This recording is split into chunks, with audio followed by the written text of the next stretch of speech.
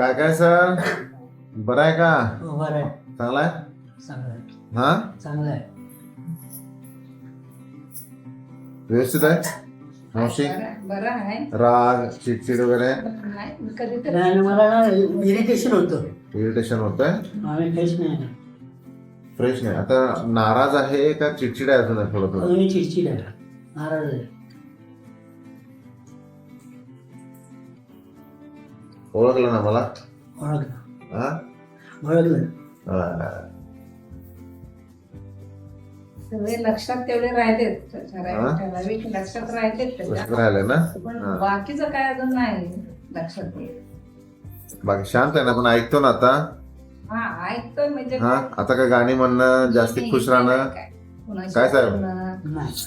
आता काय नाही ना? नाही बडबड असं काय नाही. बडबड पूर्वी काय असायचं? मुलगी म्हणजे सारखा फिरत असायचा. पूर्वी सारखा फिरायचा. कोणाशी बोलायचा, हम्म. सारखं पैसे घालवायचे. पैसे खर्च जास्ती करायचा. काय काय खरेदी करायचं विनाकारण? काय पोरांना खायला दे, काय कर, पोरांना खायला दे पोरं घेऊन जा सारखं. आणि शिगारेट आणि शिरा शिगारेट सिगरेट. ते व्यसन अजून काय कंट्रोल मध्ये नाही म्हणजे वाटत. या पेशंटला बायपोलर मूड डिसऑर्डरच होता आणि याच्यामध्ये त्याच्या वडिलांचं पेन्शन या पेशंटला मिळायचं.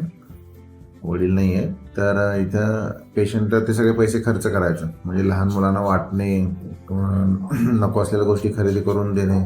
मला काय कमी नाही आहे, ओव्हर कॉन्फिडंट असायचा आणि डिस्ट्रीब्यूट करायचा, विनाकारण खर्च करायचा असं पण होतं. गाणी गाणे, फिरायला जाणे, घर सोडून जात होता. अशा पद्धतीने ही लक्षणं होती. आता पेशंट ॲडमिट होते, आता बरे आहेत. आणि पेशंट सुरुवातीला ते मान्य करत नव्हते मला आजार आहे.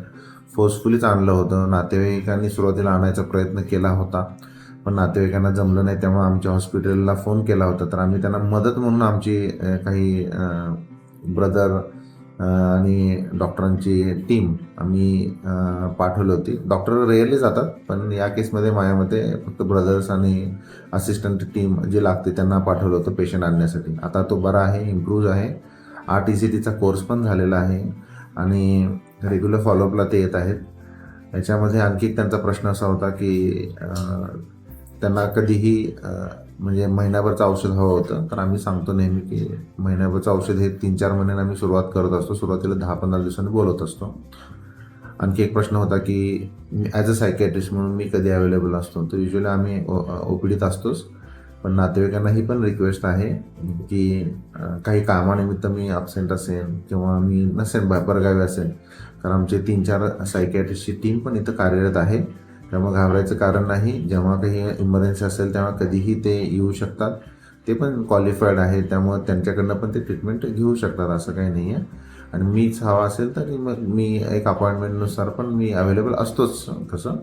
म्हणजे सुरुवातीला मेडिसिन संपत आले असतील, बंद होत असतील, तर आपण याच्यामध्ये रेग्युलर जसं बोलवलं तसं येऊन एकदा 1-2दा त्या सायकॅट्रिस्टची ट्रीटमेंट घेऊ शकतात. आणि परत स्पेसिफिक कोणी डॉक्टर हवा असेल तर ते स्पेशल परत प्लॅन करून पुन्हा भेटू शकतात, जेणेकरून औषधं बंद होणार नाहीत किंवा कमी जास्त होणार नाहीत. कारण पुन्हा बिघडण्याची रिस्क थोडी राहते मेडिसिन बंद केलं की. त्या मूळ हेतू, आपला पहिला हेतू की औषधं कंटिन्यू ठेवणे हा एक गोल म्हणा किंवा ध्येय आहे, ते साध्य नातेवाईकांनी केलं पाहिजे पेशंटला कन्व्हिन्स करून पेशंटच्या मदतीनं. आणि पेशंट कधी कधी येत नसेल तर नातेवाईकांनी प्रत्यक्ष येऊन पण हॉस्पिटलला भेटून मेडिसिन घेऊन जाऊ शकतात. ऑनलाईन फॅसिलिटी पण अवेलेबल आहे, किंवा व्हिडिओ कॉल किंवा कॉलिंग किंवा टेलिसायकॅट्री थ्रू पण आपण व्हिडिओ कॉल करून आपण ट्रीटमेंट घेऊ शकतो. पण आमची एक रिक्वेस्ट आहे, सुरुवातीला स्टेबल होईपर्यंत जरा प्रत्यक्ष आलं तर ते पेशंटच्या फायद्याचं आणि थोडं कन्व्हिनियंट होतं. पण इन केस काही कारणामुळं जर जमलं नाही तर आपण ऑनलाईन कन्सल्टेशन पण करू शकतो. म्हणजे पूर्णच मेडिसिन बंद करण्यापेक्षा ॲटलिस्ट ऑनलाईन कन्सल्टेशनचं तर आपण मदत घेऊ शकतो. थँक्यू.